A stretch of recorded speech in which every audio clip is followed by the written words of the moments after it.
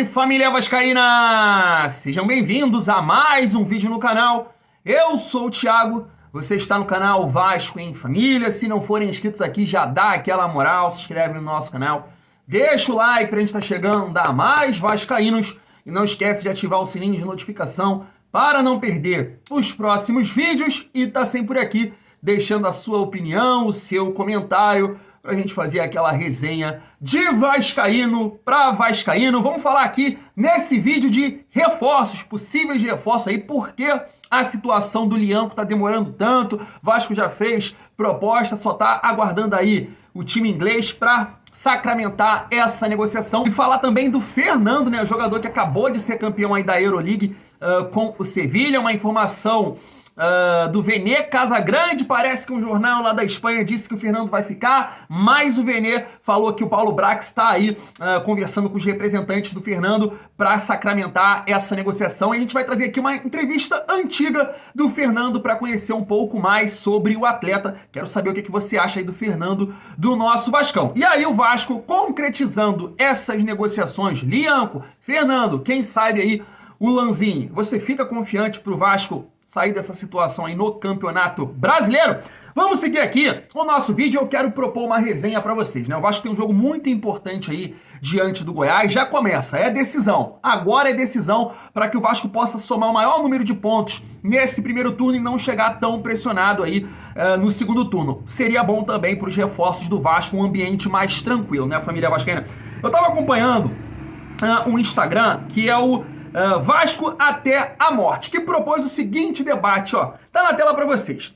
Estava pensando aqui, Eric Marcos precisou jogar apenas 20 minutos para fazer seu primeiro gol no Brasileirão. Ryan precisou jogar 29 minutos para guardar o seu primeiro gol. E Peck é o jogador do time com mais finalizações certas no Brasileiro. Barbieri tem que dar o jeito dele e botar os 3 contra o Goiás. Né, torcedor? E aí, quero saber a sua opinião. Porque aqui recentemente, né, a gente defendeu a escalação do Pedro Raul junto com o Ryan. Eu acho que seria uma boa opção, porque o Goiás vai se jogar mais fechado, com poucos espaços.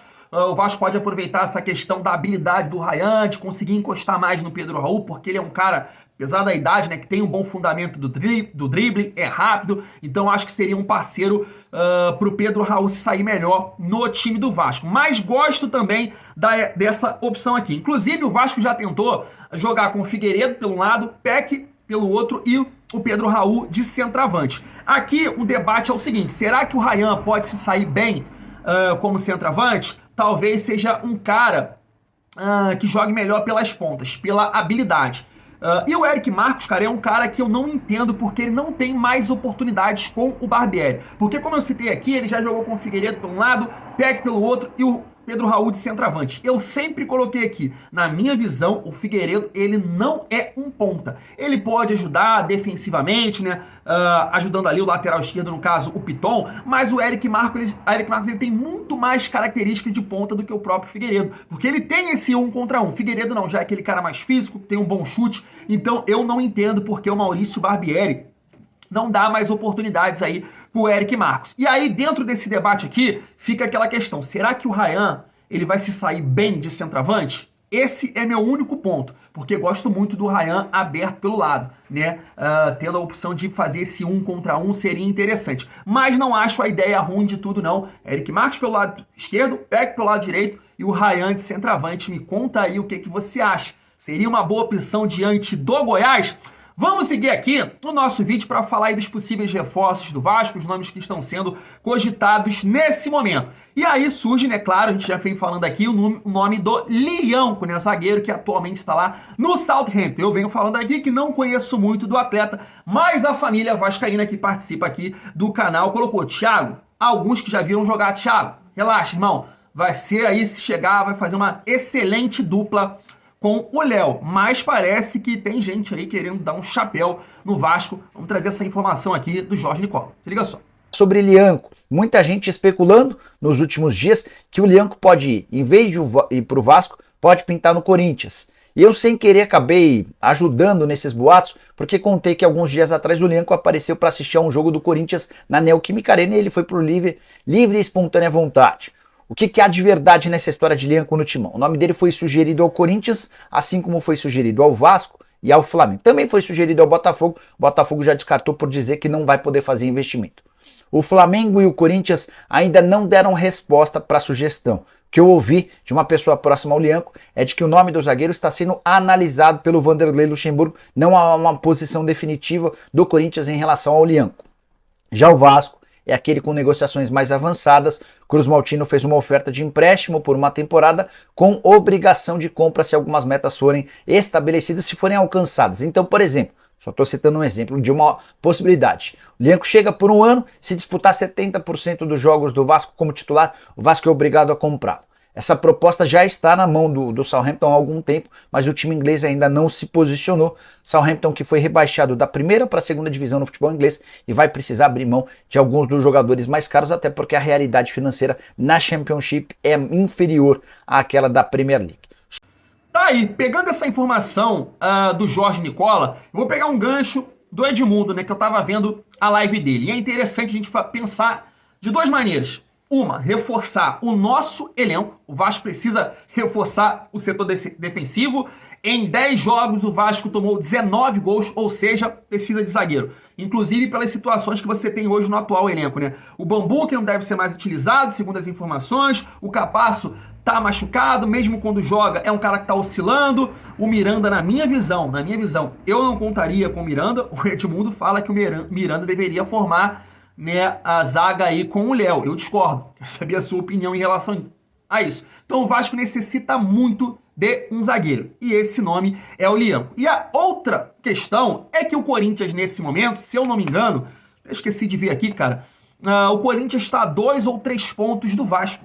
Então, o time do Corinthians, nesse momento, é melhor que o Vasco, 2 ou 3 pontos. Então, você perder um reforço agora para o Corinthians pode te prejudicar futuramente. Então, acho que o Vasco tem que fazer muito esforço aí realmente para trazer esse jogador, já que a galera que comenta aqui no vídeo fala que seria um excelente reforço, família vascaína.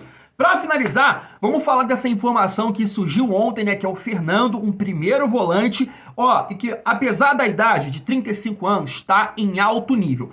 Quero trazer aqui uma entrevista do Fernando, antiga, mas que é interessante para a gente acompanhar, para conhecer um pouco mais sobre o jogador, que jogou pouco tempo aqui no Brasil, né? Teve uma oportunidade no Vila Nova e logo foi vendido lá para o Porto. Se liga só. Muito difícil, né?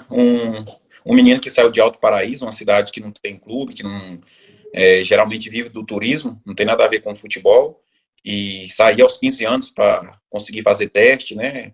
Fui no Gama, fiquei 6 meses no Gama, depois fui para o Vila Nova, e aí fiz um teste, acabei ficando em 2004, e em 2004 eu joguei no Juvenil, e no final de 2004 eu já me profissionalizei, em novembro de 2004, e fui diretamente para o profissional.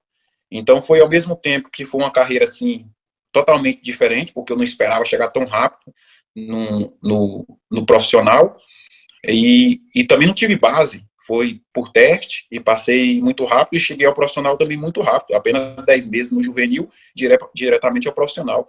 E depois fiquei apenas 2 anos no Vila Nova, que aí em 2007 já fui vendido para o Porto. Então minha carreira foi sempre regada de muita coisa sobrenatural. Eu sempre digo que é Jesus, né, que é Deus na minha vida. São coisas sobrenaturais que aconteceu na minha vida e pronto. E claro que a gente tem que trabalhar, tem que fazer a nossa parte, mas também precisamos daquela ajuda de Deus, né?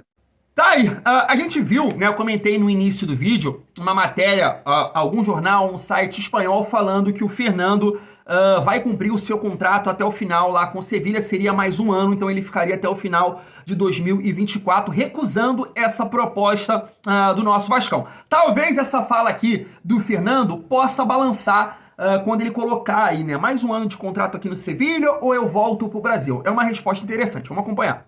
Para mim, o Brasil é o melhor país do mundo, em termos de tudo. O problema do Brasil é que você não tem a segurança, né, que você tem na Europa. Então, a segurança para uma pessoa é o mais importante, principalmente quando você tem filhos. Então, essas coisas assim, você pensa 2 vezes.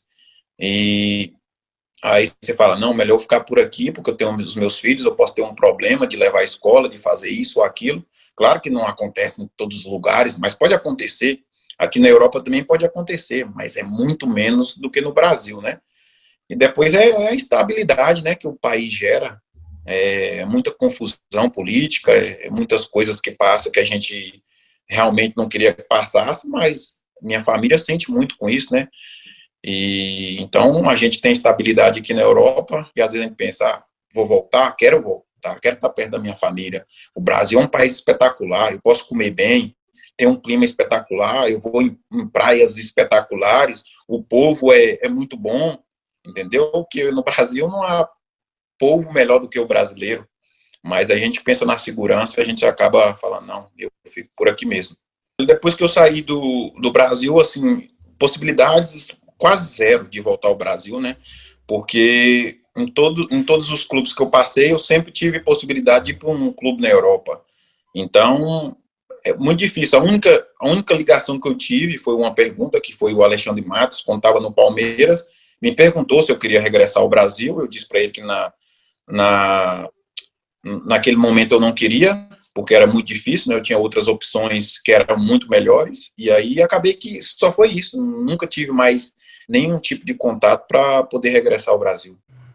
Tá aí, né? A gente espera que ele possa optar por voltar ao Brasil e escolher o nosso Vascão, né? Tem um vídeo viralizando aí, né, da época que ele tava no Manchester City, né, falando da primeira camisa que ganhou, que foi a do Vasco. Familiares deles também são vascaínos, tomara que isso pese na hora dele fazer a escolha dele, de permanecer no Sevilha ou voltar pro Brasil para ajudar o nosso Vascão a sair dessa situação. Um outro gancho que ele fala aí na matéria, né, que ele teve um tempo atrás a oportunidade, teve uma proposta do Alexandre Matos para jogar no Palmeiras e ele, não, vou ficar aqui na Europa porque realmente ele sempre tá evoluindo aí, né? Saiu ali do Porto, teve uma oportunidade no Manchester City. No Manchester City, nessa própria entrevista que eu tava acompanhando, ele disse que eles queriam que ele ficasse, mas ele queria jogar mais. E ele tava tendo poucas oportunidades com o Guardiola, então ele optou para ir para a Turquia, para o Galatasaray. Do Galatasaray, ele chegou até o Sevilha, onde ele está em alto nível. Alto nível. Foi campeão da Euroleague em 2020, jogando contra Manchester United, passando pelo Manchester na sequência. Foi campeão na decisão contra a Inter de Milão e esse ano também passou pelo próprio Manchester United ali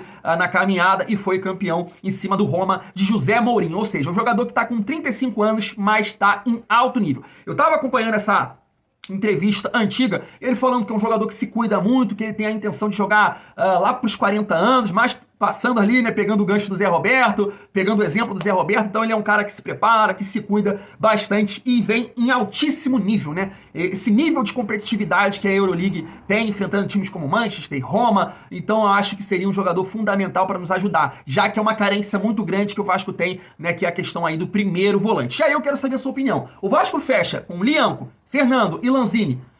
Dá pra gente caminhar nesse campeonato brasileiro? E eu vou te responder que sim, família. Acho que esses jogadores podem contribuir demais com experiência, com talento, melhorando a qualidade na questão individual de cada atleta que o Vasco já tem no elenco. Então acho que esses jogadores traz um peso grande pra gente sair dessa situação aí no Campeonato Brasileiro. Me conta aí o que é que você acha. Vou ficando por aqui, tamo junto e é muito bom ser Vasco.